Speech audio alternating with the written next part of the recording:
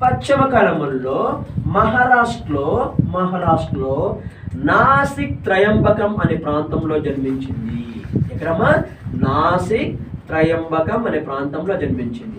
నాసిక్ త్రయంబకం అనే ప్రాంతంలో జన్మించి మహారాష్ట్ర నుంచి తెలంగాణకు ప్రవేశించి, తెలంగాణ నుంచి ఆంధ్రప్రదేశ్లో ప్రవేశించి, ఆంధ్రప్రదేశ్లో యానం వద్ద బంగాళాఖాతంలో కలువను.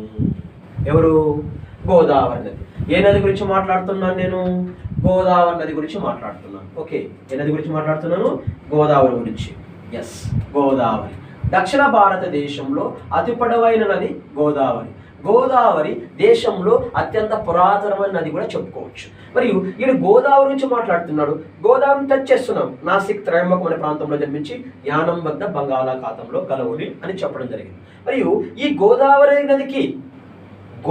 నది పైన ఒక ప్రాజెక్ట్ ఏర్పాటు చేశారు. దాని పేరే ధవళేశ్వరం ప్రాజెక్ట్. ఈ ధవళేశ్వరం ప్రాజెక్టు ధవళేశ్వరం ప్రాజెక్టు 1852-55 మధ్య కాలంలో సర్ ఆర్థర్ కాటన్ అనే వ్యక్తి ఈ ప్రాజెక్టును నియమించాడు. ఏ ప్రాజెక్టును? ధవళేశ్వరం ప్రాజెక్టు.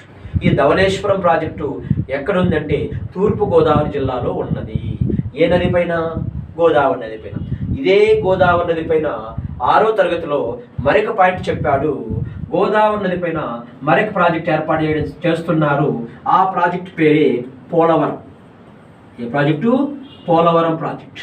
మరియు పోలవరం ప్రాజెక్టు మీకు అందరికి తెలుసు, ఇది జాతీయ ప్రాజెక్ట్ అని మీరు 6వ తరగతిలో రాశారు. ఈ పోలవరం ప్రాజెక్టు ఎప్పుడైతే గోదావరి నది పైన ఏర్పాటు చేయడం వల్ల తెలంగాణలో ఉన్న 7 మండలాలను ఆంధ్రప్రదేశ్లో విలీనం చేశారు. క్వశ్చన్ జాగ్రత్తగా ఆలోచించండి. గోదావరి నది పైన పోలవరం ప్రాజెక్ట్ ఏర్పాటు చేయడం వల్ల మరియు తెలంగాణలో ఉన్న 7 ముంపు మండలాలను ఆంధ్రప్రదేశ్లో విలీనం చేసినారు అని మీరు గమనించాలి. ఒకవేళ క్వశ్చన్ ఫ్రేమ్ చేస్తే పోలవరం ప్రాజెక్ట్ ఏర్పాటు చేయడం వల్ల తెలంగాణలో ముంపు మండలాలను క్రింది వారిలో గుర్తించండి అని క్వశ్చన్ చేస్తాడు. ఎన్ని ముంపు మండలాలు ఆంధ్రాలో విలీనం చేశారు? 7 ముంపు మండలాలను ఆంధ్రప్రదేశ్లో విలీనం చేశారు. ఒకటి వచ్చేసిన కూనవరం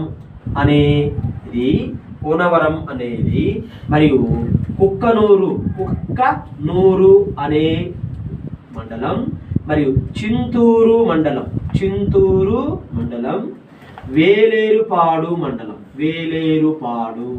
వేలేరుపాడు కూనవరం, కుక్కునూరు, చింతూరు, వేలేరుపాడు, భద్రాచలం, బోర్గంపాడు 1, 2, 3